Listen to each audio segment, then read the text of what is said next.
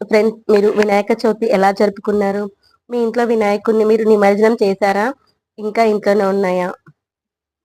మీరు వినాయకుడికి ఏ ప్రసాదాన్ని పెడతారు చెప్పండి? నేనైతే వినాయకుడిని ఒక్కొక్కసారి ఏ విధంగా రెడీ చేసుకున్నాను. కొన్నేమో మా ఫ్రెండ్స్, కజిన్స్ వాళ్ళు రెడీ చేసినవి.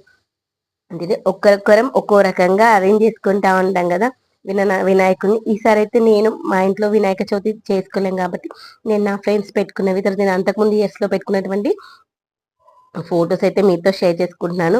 అసలు పండగ అంటేనే ఆ యొక్క వైబ్స్ వేరుగా ఉంటాయి గదా! వినాయక చవితి అంటే పిల్లలకు, పెద్దలకు అందరికి ఇష్టమైన పండగ గదా! మా వారికైతే చాలా ఇష్టం అనమాట వినాయక చవితి అంటే.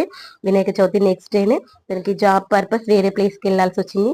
మళ్ళీ తర్వాత సండే రోజు నిమజ్జనం అనమాట. సండే నిమజ్జనానికి మళ్ళీ ఫ్రైడే రోజే రిటర్న్ అయ్యారనమాట. ఏంటంటే మనకి ఇష్టం ఉన్నదుంటే ఎంత దూరం నుండి మళ్ళీ వస్తాం గదా!